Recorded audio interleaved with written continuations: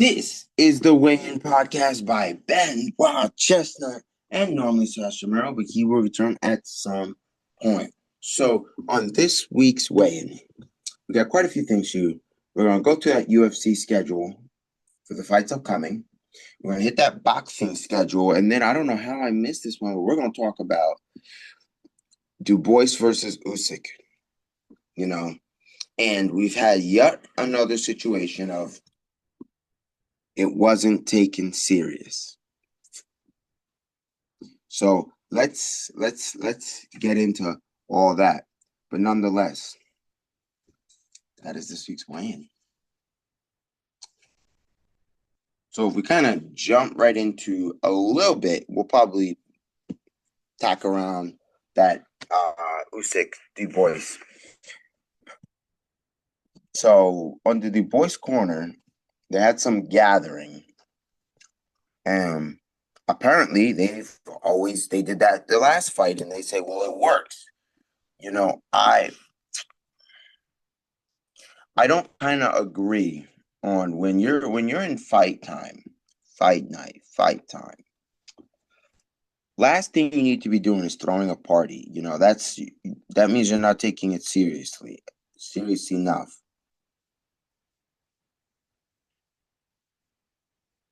It doesn't. That means you're not taking something serious. So I see a problem with scheduling a pre-fight party.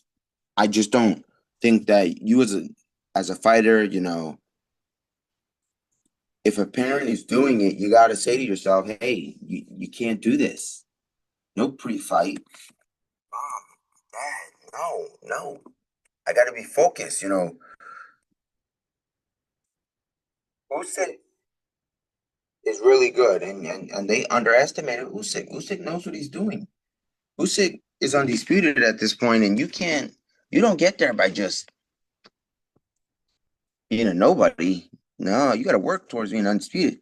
So it's very interesting in terms of that Usyk capitalized on the fact that on the fact that Du Bois look like they're having pre-fight parties, which they say they did before his last fight and said it worked. Got to take stuff seriously. I think that's one of the things that I brought up is that you have to multiple lines take stuff as serious as you can. If you're not gonna take stuff serious, you gotta kind of almost in a way say, hey, if I'm not gonna take this serious, then why am I even here? You're putting yourself out there in a good fight, and you're not really doing as you would please. So, if we get back, as I've now pulled up that UFC schedule, July, we're all done for July. The stuff has to start. But for August, we've got August 2nd, we got Fight Night, Tashara versus Park. Then August 9th, we got Hernandez and Dozdazi. Sorry for the mispronunciation of any of these names, But what I'm more looking for is that August 16th, Duplessis Chisholm. Yeah, I think I'm looking for that Duplessis August 16th. I think that's going to be really good. And then we have a Walker versus Zhang August 23rd, that's pretty good. And then September's schedule is only just getting started, so that's a good interesting schedule for that. So UFC's looking, I don't want to say skeleton-like, but we just everybody has just fought, so obviously stuff is going to get scheduled, and when it does, then we'll have a nice beefy schedule from the UFC. So we're going to get there. It's just given everybody's fighting and all the good stuff is fighting.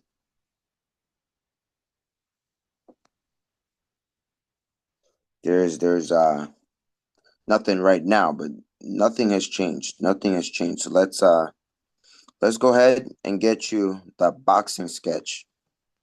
For August 2nd, they got the Chicago Days In card, or I think it's the Golden Boy, or however. We got Oscar Duarte, Kenny Sims Jr.,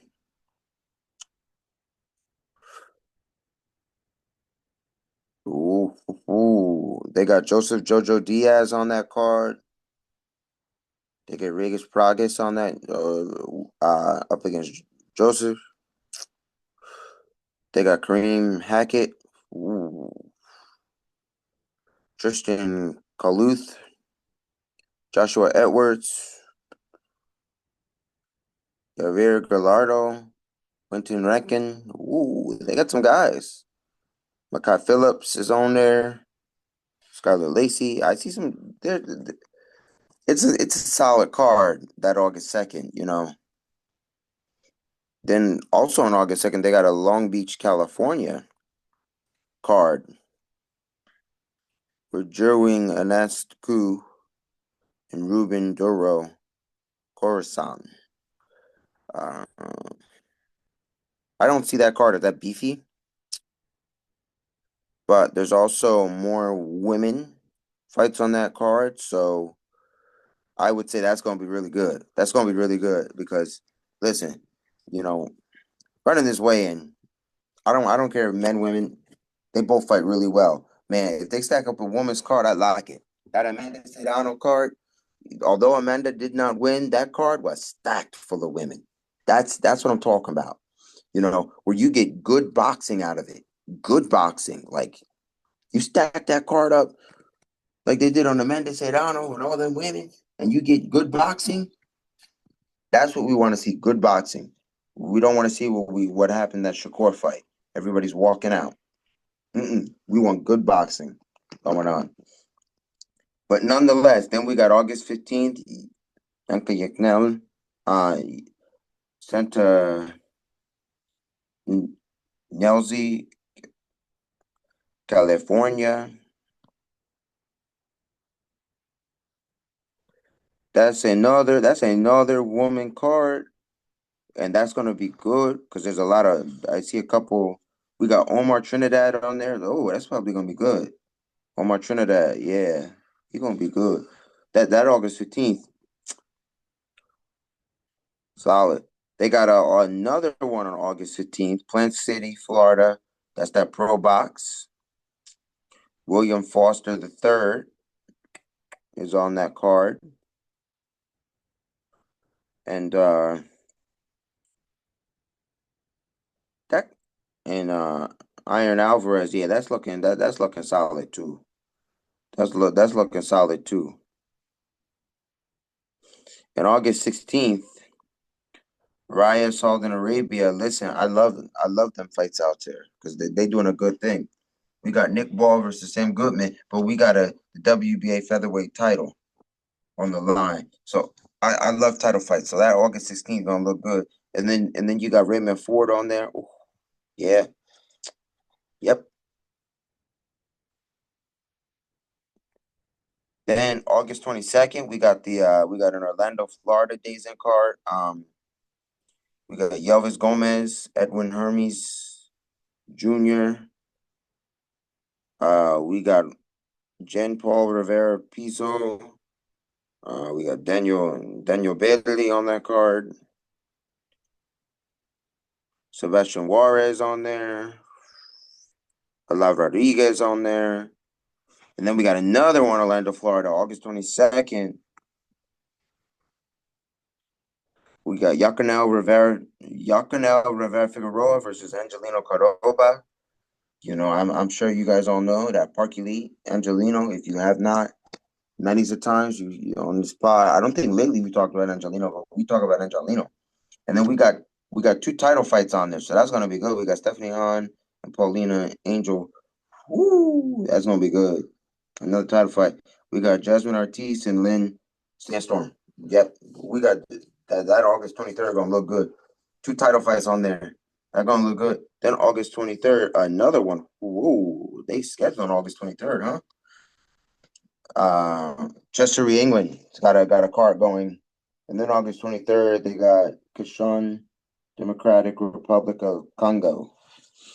August 23rd in England, they got Jack Rafferty and Mark Chamberlain. That should be good. It's not a lot on there yet, but I don't think there's going to be a lot on there.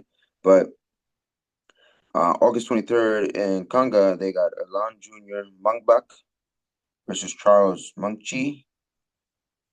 That's going to be, I mean, I know it's going to be good because they got Peter Pitt, Peter Peter, Peter Pete, Peter Pitta, or Peter Pitta on that card.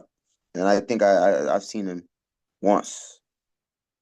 If it's who I think it is, I've seen him.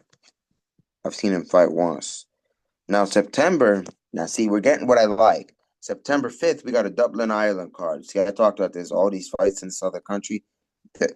These nice cards. Michael Colon versus Jack Baston. Let's see if there's anybody on this card that I've seen fight.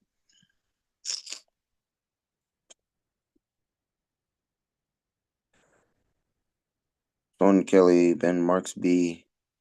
Nah, I still think that fifth, a lot of those guys, you don't know them yet, but I still think it's gonna be a good card.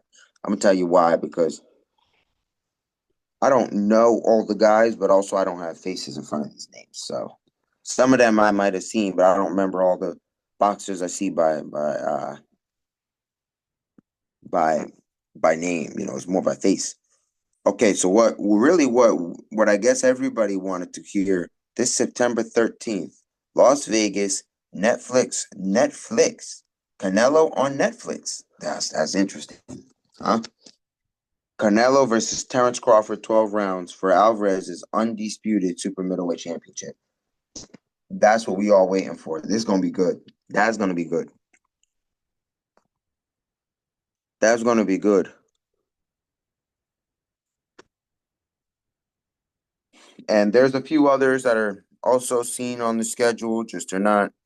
Oh no, we gotta talk about this. That's looking here.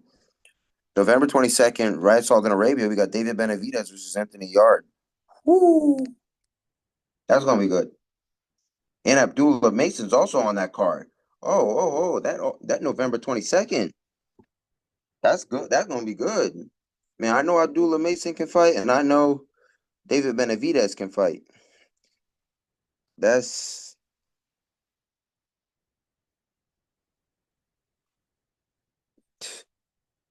yeah. That November 22nd, full of title fights. There's 4 title fights on that right now. That's pretty good. So, with that being said,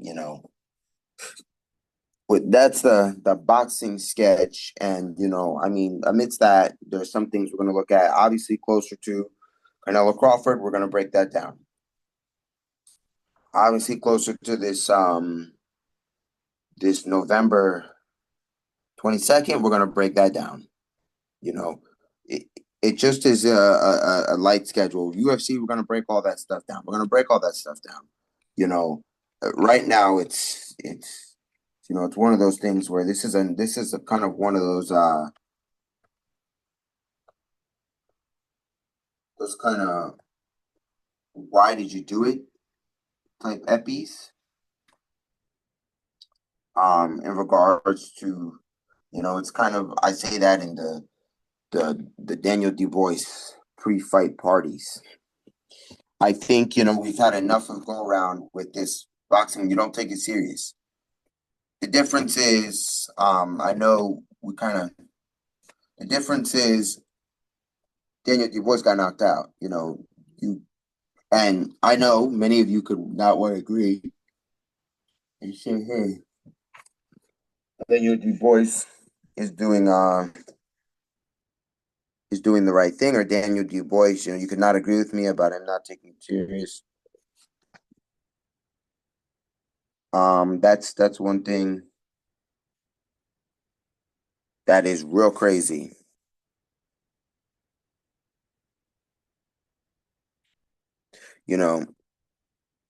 I just kind of feel like you got to take stuff serious, and I think that's A lot of these boxers, and it's not all of them, but it's some of them that just think like, oh, I got this.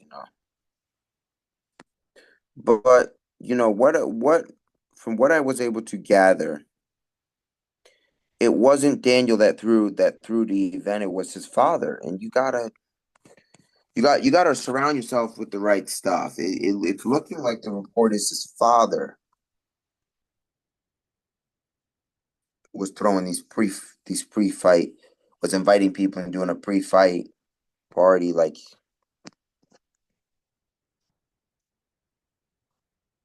let's get in depth with this. What's going on, the pre-fight?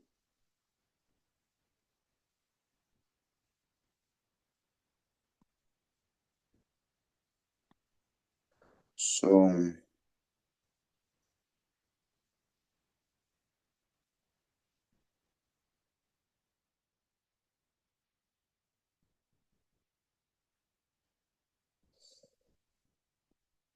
yeah, so let me see. I'm looking at it,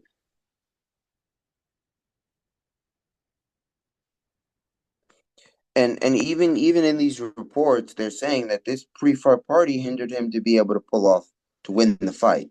You know.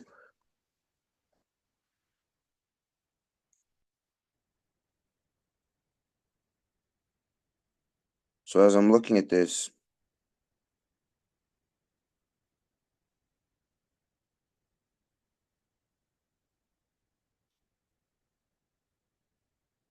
Stan Dubois. So it's his father. Just you gotta take stuff serious. You got a big fight. That's a big fight.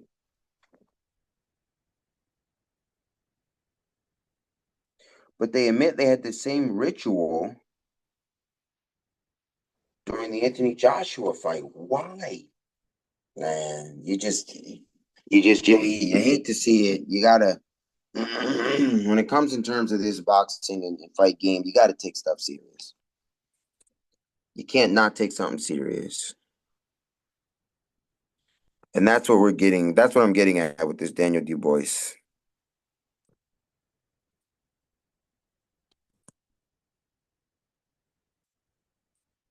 You gotta take the fight serious. You can't be having pre-fight parties.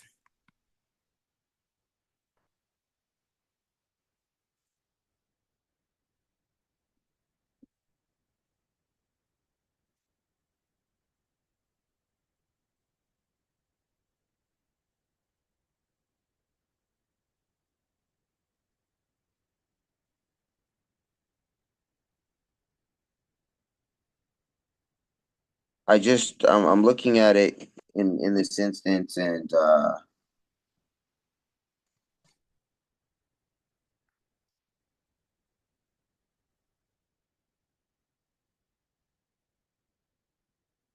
it's just not.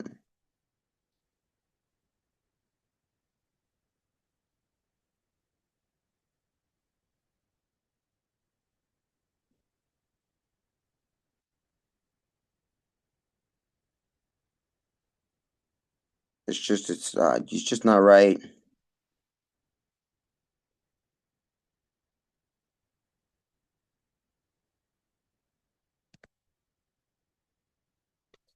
That you don't take this stuff serious. You're in a situation. You gotta take the stuff serious. You gotta.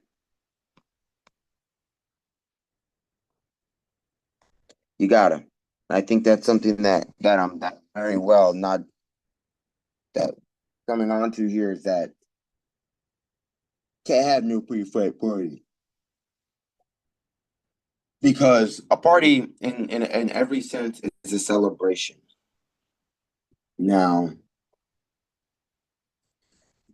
they wanted to call it a gathering. You say that's a party. If you have a bunch of people somewhere, it's a party. It's a party. So you got a party going on, and you're about to have what can easily be seen as the biggest fight of your life, undisputed. You have a chance to become undisputed if you win the fight, and you're having pre-fight parties. Like you can't make this up. Pre-fight parties. Daniel Dubois was having pre-fight parties. Pre-fight parties.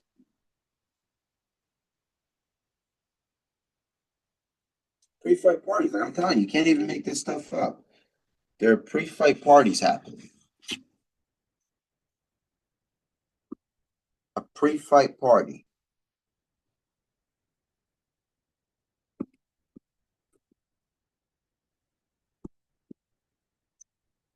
A pre-fight party.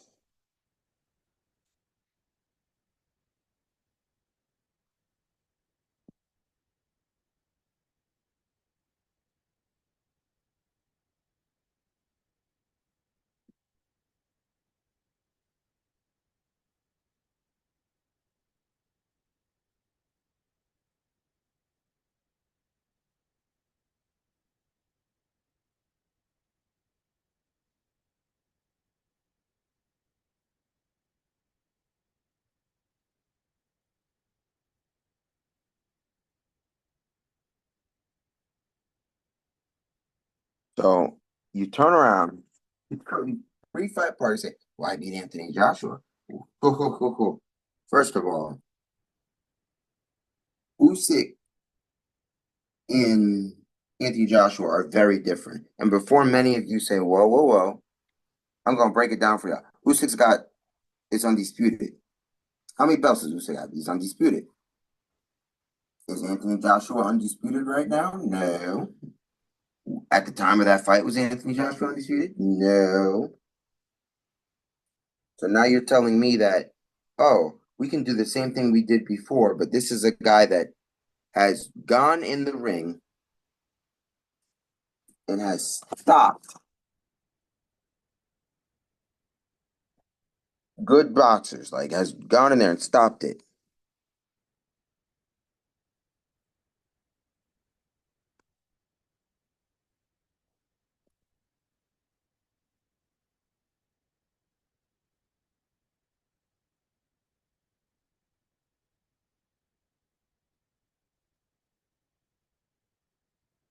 He beats Tyson Fury.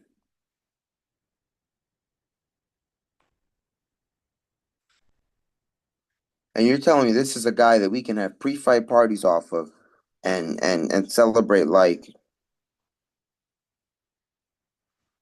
like we're gonna win this. Like, oh no, we're gonna win this.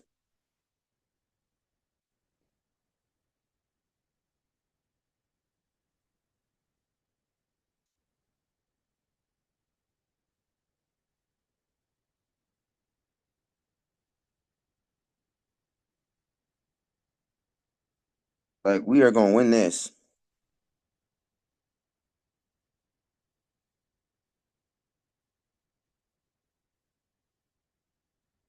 Like you get knocked out in the fifth round. In the fifth round.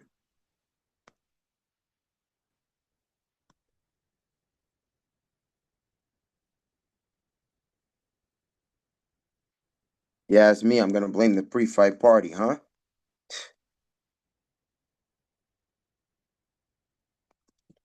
Like got knocked out in the fifth round. You don't do all that pre-fight partying, man. You don't see you don't see guys do that. You never saw Mayweather have pre-fight parties. You don't see Canelo doing pre-fight parties. You don't see Conor McGregor doing pre-fight parties.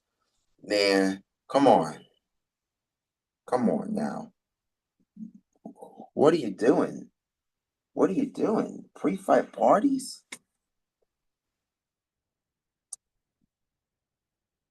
You don't even see Ryan Garcia doing something like that. And that sounds like something Ryan Garcia would do. But you don't even see Ryan Garcia doing that. Now you think, oh yeah, we're gonna have now I get it. Daniel Dubois is a great boxer. He's good, he's up there. But now all of a sudden you want to think you're good enough to start having pre-fight parties? Pre-fight parties?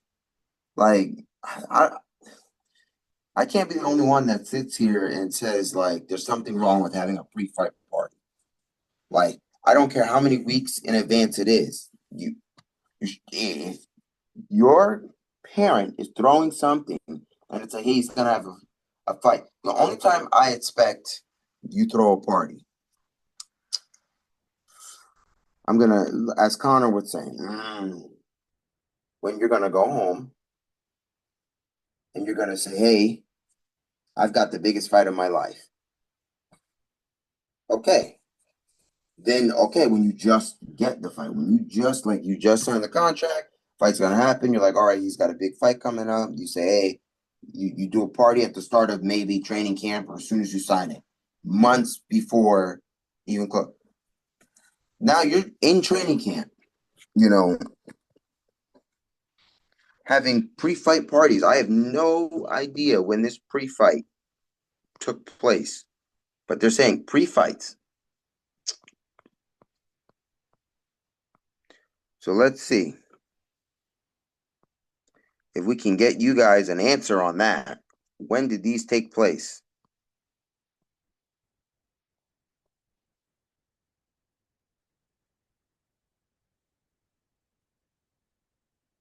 So this had taken place on the day of the rematch, the day of the fight, the day of the rematch, of the fight. And he gave himself 2 hours of preparation upon his arrival at Wembley Stadium, London. I can't be the only one that's looking at this like this is absurd. The day of your fight, you're having a pre-fight party. The day of your fight. Like, I can't even fathom that one. The day of your fight.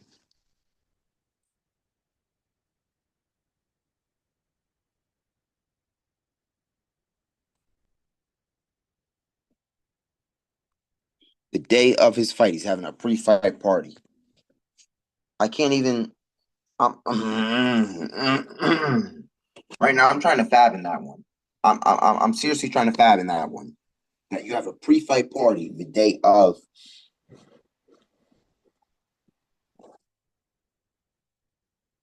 The day of. The day of. You have a pre-fight party.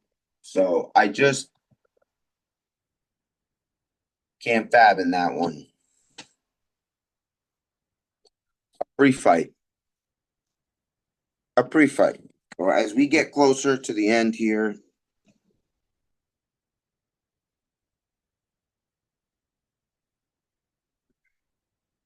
as we get closer to the end, as we're drawing into the end, you know, I just don't understand that one.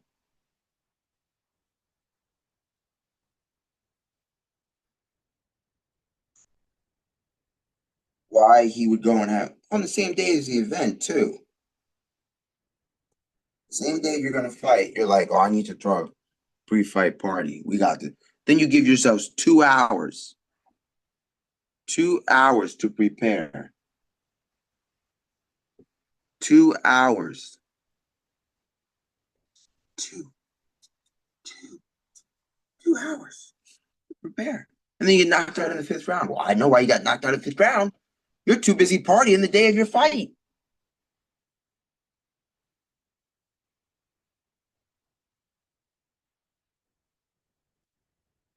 Unbelievable. I can't. Well, that is this week's weigh-in. I try to bring you guys at least something, and we missed that Usyk Dubois covering, and we thought we'd say a little bit about it now as the reports have come out that there was a pre-fight party the day of the fight. I'm telling you, some boxers just don't think, and I understand he didn't throw the party and that it was his dad that threw it and then invited all the people, but you gave yourselves 2 hours to prepare for a fight.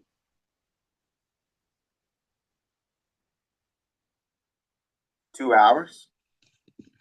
I can't be the only one. Like, you gave yourself 2 hours to prepare for a fight. So you got up, you woke up that morning, and now you're shaking hands with everybody at the party. I bet you they was running around saying he was about to be undisputed.